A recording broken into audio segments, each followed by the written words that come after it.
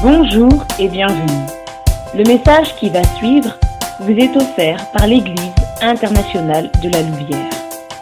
Nous croyons qu'en l'écoutant, vous serez bénis. Nous vous souhaitons une excellente écoute et que Dieu vous bénisse.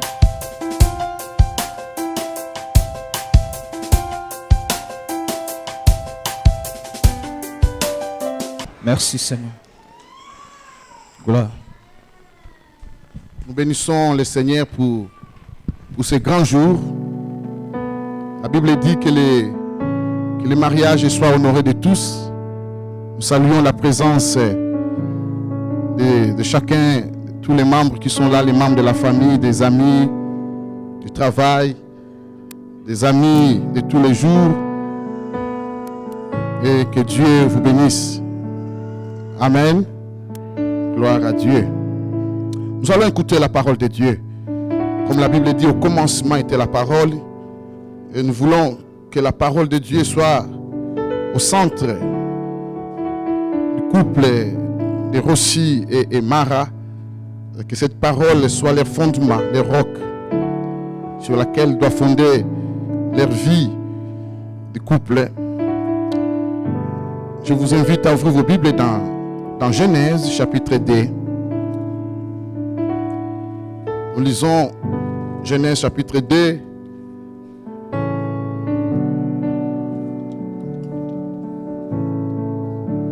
Verset 18.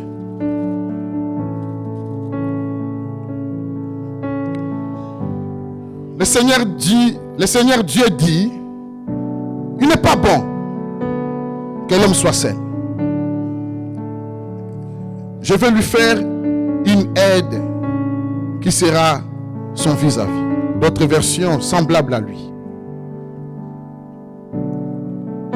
Le Seigneur Dieu façonna de la terre tous les animaux de la campagne et tous les oiseaux du ciel. Il les amena vers l'homme pour voir comment il les appellera, afin que tout être vivant porte les noms dont l'homme l'appellerait. Verset 17, la Bible du verset 20, nous continuons. L'homme appela de leur nom toutes les bêtes, les oiseaux du ciel et tous les animaux de la terre. Mais pour un homme, il ne trouva pas d'aide qui fit son vis-à-vis. Alors le Seigneur Dieu fit tomber un sommeil profond à l'homme. Il prit une de ses côtes et renferma la chair à sa place. Le Seigneur Dieu forma une femme de la côte qu'il avait prise à l'homme et il l'amena vers l'homme. Il l'amena vers l'homme. L'homme dit cette fois, c'est l'os de mes os, la chair de ma chair. Celle-ci, on l'appellera femme, car c'est de l'homme qu'il a été prise. C'est pourquoi l'homme quittera son père et sa mère et s'attachera à sa femme, et ils deviendront une seule chair. Amen. Nous acclamons le Seigneur pour sa parole.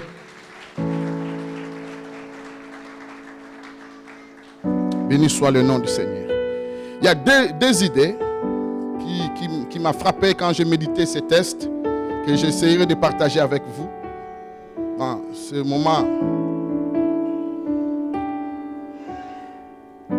Remarquez, c'est Dieu qui a dit qu'il n'est pas bon que l'homme soit seul. C'est étrange. Pourquoi? Parce que jusque-là, Dieu a toujours dit c'était bon. Quand il a créé les cieux et la terre, il a séparé la lumière et les ténèbres. Il y a eu un soir, il y a eu un matin, il y a un jour, et le jour fit. La Bible dit c'était bon. Il a créé l'homme, et le 7e jour, le 6e jour avant la fin de la création, Dieu dit c'était très bon. On croyait que tout était parfait. Mais subitement, il a créé l'homme pour le confier la gestion du jardin d'Éden. Mais Dieu a remarqué que l'homme n'était pas heureux, malgré qu'il était dans le jardin d'Éden. Vous savez, le jardin d'Éden, bien aimé, toutes les richesses du monde y trouvaient dans le jardin d'Éden. Il y avait de l'or, il y avait tout. Mais malgré tout ça, l'homme n'était pas heureux. L'homme que Dieu a créé. Et Dieu a dit qu'il n'est pas bon que l'homme soit seul. C'est Dieu qui a vu. C'est Dieu qui a dit qu'il n'est pas bon. J'insiste pour dire que c'est Dieu. Vous savez, les hommes parlent beaucoup pour rien. Mais ce n'est pas Dieu. Quand Dieu parle, la chose arrive. Alléluia. Quand Dieu dit une chose, la chose s'accomplit. Il est derrière sa parole pour l'accomplir. Les paroles qui sortent de la bouche de Dieu, ce sont des paroles créatrices, ce sont des paroles puissantes. Alléluia. C'est que c'est Dieu qui l'a dit, qui a dit qu'il n'est pas bon que l'homme soit seul. Personne ne peut dire au contraire. Quelles que soient tes expériences, tes échecs, tes déceptions, dans des relations, dans le mariage, si tu arrives à conclusion à dire que j'ai échoué, je suis déçu, et tu arrives à conclusion que mieux vaut que je fasse ma vie tout seul, tu as tort. Parce que l'Éternel a dit qu'il n'est pas bon. Alléluia. Peu importe tes raisons, tu peux avoir 1000 raisons et qui est justifiable. Mais ça ne peut jamais changer la pensée de Dieu. Car Dieu a dit qu'il n'est pas bon. C'est Dieu qui l'a dit. Dieu se soucie à l'homme, pour l'homme.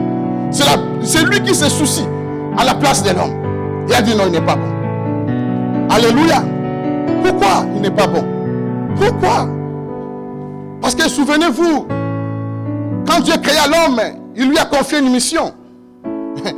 L'homme, la Bible dit, l'Éternel Dieu a fait toutes choses pour un but. Même les méchants pour les jours de malheur.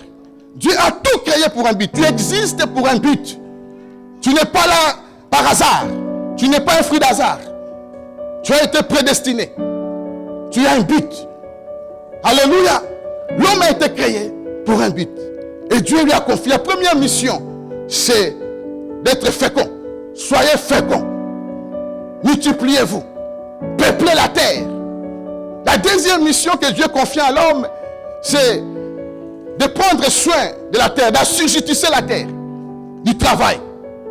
Et quand Dieu dit qu'il n'est pas bon que l'homme soit seul, la première raison, parce que l'homme tout seul ne saura pas accomplir la mission de Dieu. L'homme tout seul ne saura pas être fécond. Parce que quand on parle de la fécondation, on parle de la procréation. L'homme tout seul n'arrivera pas. Il a besoin de quelqu'un. Alléluia. D'une femme, pas d'un Grégoire. Il a besoin de Mara. Alléluia. Voilà la première raison que Dieu dit, il n'est pas bon que tu continues à être seul. Parce que je t'ai confié une mission d'être féconde. Et tout seul, tu n'arriveras pas. Alléluia. Tout seul, tu n'arriveras pas à assujettir la terre. Tu as besoin de l'aide d'une femme pour t'assister, pour t'accompagner, pour accomplir tes projets, tes rêves. Tout seul, tu es incapable d'accomplir la mission. Les choses. Bien aimé, c'est ça la pensée de Dieu. Qui n'est pas bon. Alléluia. Tout seul, tu ne pourras pas être heureux. Parce que la vraie joie, le vrai bonheur, ça se partage à deux. Alléluia. Tu peux gagner des millions. Tu peux réussir ta vie. Mais si tu n'as personne à partager ces choses, c'est triste. Malgré tout ce que tu as, mais tu seras toujours malheureux. Tout seul, tu n'y arriveras pas. Tu ne pourrais pas être heureuse. Tu as besoin de quelqu'un d'autre pour partager la joie, pour partager, pour te réjouir. Alléluia. Tout seul, c'est la solitude. Voilà le flot de notre société. La solitude. Dieu a remédié au problème de la solitude. C'est un esprit destructif. La solitude. La solitude. Frères et sœurs, c'est la pensée de Dieu qu'il n'est pas bon que l'homme soit seul. Parce que seul, tu n'arriveras pas. Et Ecclésiaste 4 nous aide. Il dit mieux vaut que deux que un. Deux valent mieux que un. Alléluia. Il nous aide dans cette pensée Je lui dis que deux valent mieux que un. Mais s'il les tombe, l'autre relève. L'autre est là pour te soutenir. Tu en as besoin de soutien. Mon frère aussi. La première personne que tu dois compter, c'est ta femme pour te soutenir. C'est ton oreiller. La femme, c'est ton oreiller. Là où tu vas venir pleurer. Là où tu vas venir poser ta tête. Pour te soutenir. Et vice versa. Vice versa. Alléluia. La pensée de Dieu qui n'est pas bon. Le partage doit être là. Et la solitude, et c'est ça l'ennemi du mariage. L'un des ennemis de la vie. Pourquoi? Ce qui est triste, mais vous pouvez être marié. Mais vous continuez à être seul. Vous pouvez être en deuil. Mais vous continuez à vivre la solitude. Mais vous êtes en deuil. Vous êtes marié. Tu as dit oui, je suis avec toi. Parce que l'un s'occupe de ses affaires. Et c'est ça le drame d'aujourd'hui, dans les couples d'aujourd'hui. Deux personnes, ils ne se partagent plus rien. Parce que chacun, l'autre c'est devant la télé qui passe tout ses temps. L'autre c'est devant l'ordinateur qui passe tout ses temps. L'autre c'est avec son téléphone qu'il passe tous ses temps de conversation. Il n'a rien à partager. La solitude dans le couple. On est deux, mais on se sent seul. Alléluia.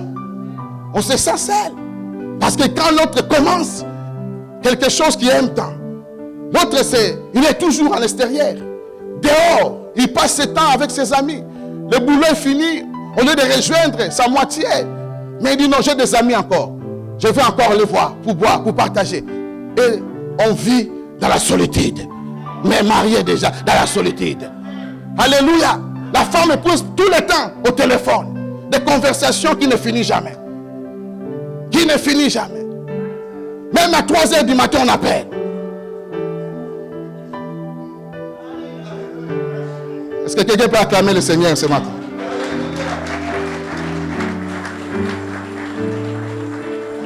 Non! Dieu vous a créé pour passer plus de temps ensemble, frères et sœurs. Alléluia! Et je le crois, il y a des moments où il faut s'échapper de ces choses. Il y a des moments où, quand je dis, il faut ouvrir une fenêtre pour permettre à votre couple de respirer, pour permettre l'air fraîche d'entrer. Qu'est-ce que ouvrir une fenêtre? Quand, parce qu'on n'a pas le temps, provoque des sorties. Allez par exemple au restaurant. La personne ne prépare. Personne ne va faire de vaisselle. Alléluia. Le restaurant, c'est un bon endroit, bon moment, lieu pour parler. Alléluia. Personne ne va s'occuper de la vaisselle, personne ne va faire autre chose. On commande, on mange, on est en dé. On parle. On parle. Alléluia. Et ça restaure.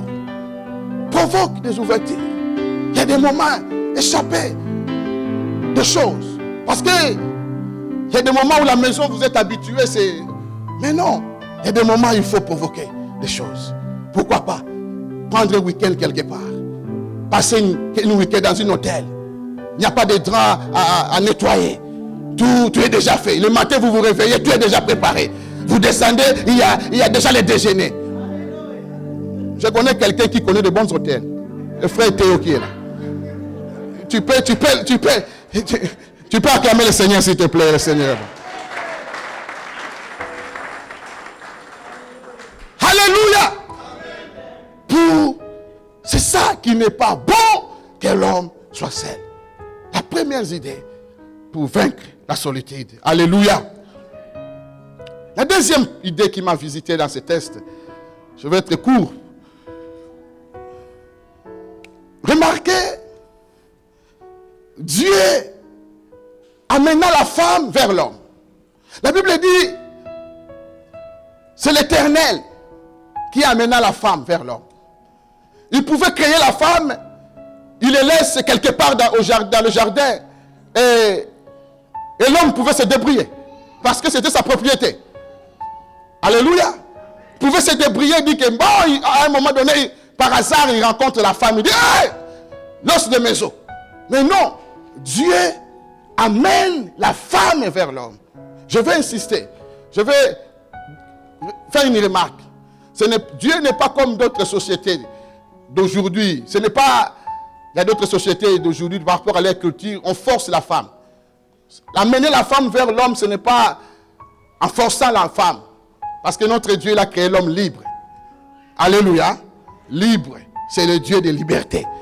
C'est lui qui a créé l'homme libre. Mais il amène la femme vers l'homme parce que Dieu, il veut participer activement à ce qui concerne votre mariage. C'est son affaire. Il ne veut pas laisser quelqu'un d'autre s'en occupe. C'est moi, le cœur du mariage. C'est lui qui organise cette rencontre. C'est lui qui amène Ève vers Adam. C'est lui qui... Il ne veut pas quelqu'un d'autre s'en occupe. Dieu, il s'intéresse au mariage. Il participe activement. Il s'implique dans tes projets du mariage. Alléluia. C'est lui que nous voyons qu'il amène la femme vers l'homme. Parce qu'il amène la femme vers son bonheur. Il amène la femme vers son mari. Il en participe. Il veut être au milieu de votre mariage. Parce que c'est lui le créateur du mariage. C'est mon affaire. C'est moi qui l'ai créé. C'est moi qui l'ai fait. Alléluia. C'est lui qui a la notice. C'est lui qui a le plan. C'est lui qui sait toutes choses. Lorsque vous achetez un médicament dans une pharmacie, et si tu es sage, avant d'utiliser ce médicament, il y a une notice. Il y a des choses à éviter. Souvent, on prend des médicaments, il y a des effets secondaires, il y a des nausées, il y a des maux de tête. C'est alors, on se souvient, on lisait un peu la notice. Quand on lit, on avait déjà écrit. Il y aura des effets secondaires. Mais si tu avais pris le temps de lire ça avant, peut-être tu as dit ça, moi je suis allergique, je ne peux pas prendre ça.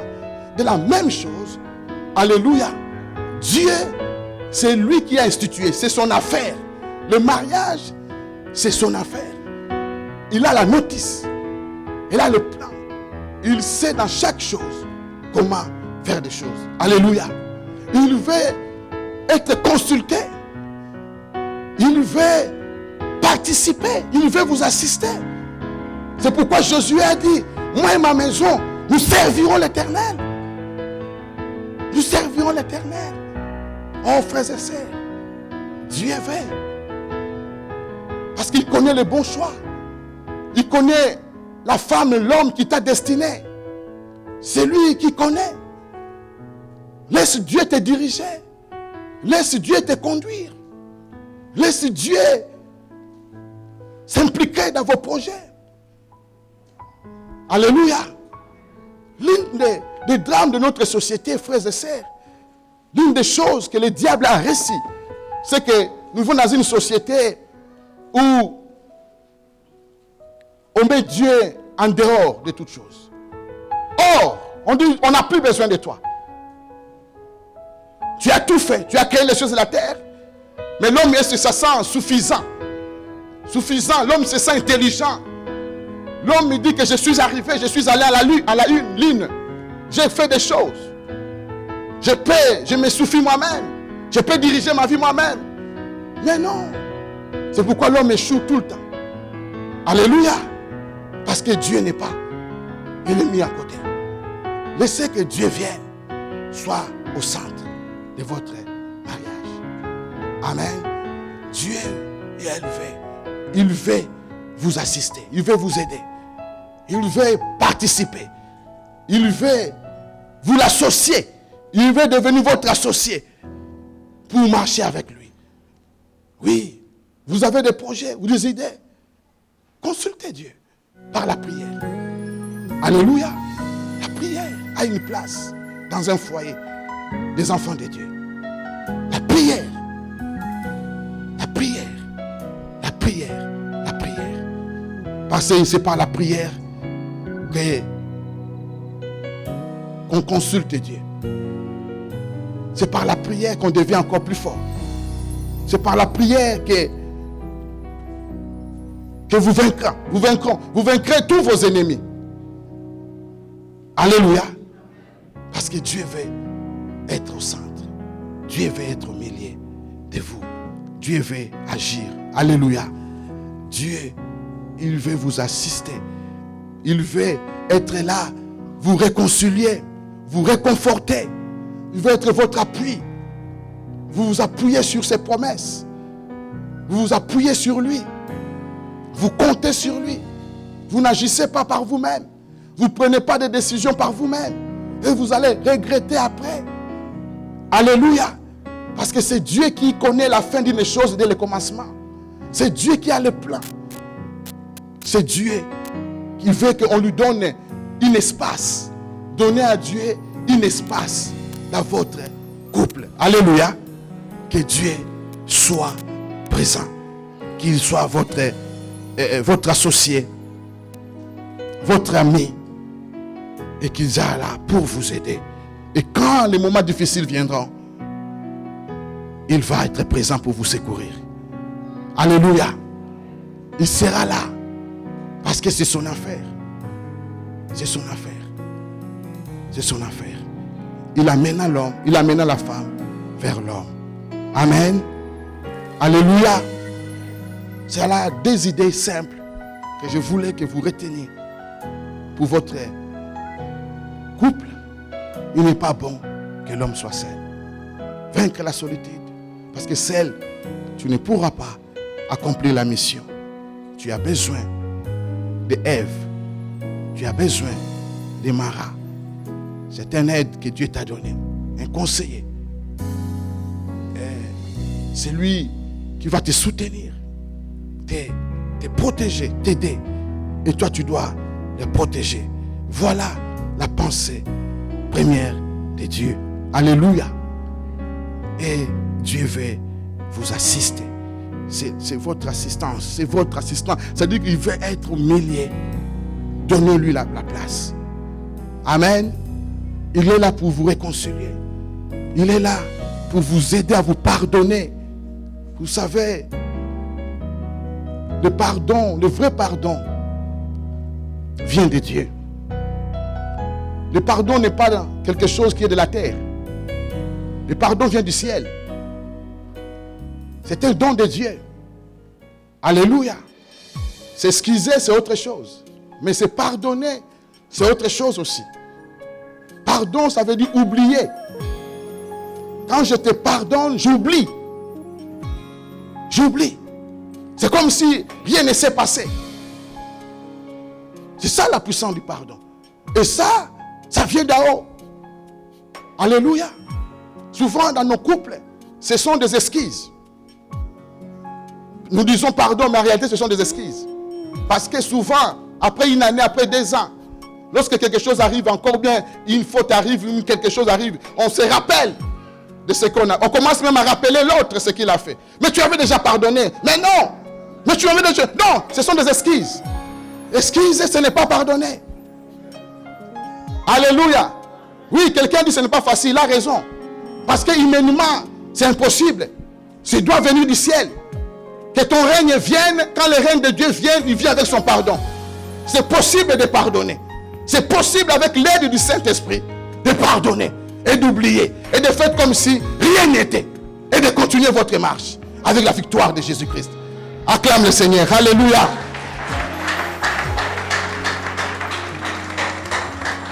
Ça vient de Dieu. Il va vous assister pour ces choses-là. C'est difficile, mais il va vous assister pour vous accorder cette grâce. Alléluia. Car ça vient de lui. Ça vient de lui. Que Dieu soit loué. Amen. Que Dieu vous bénisse. On acclame le Seigneur.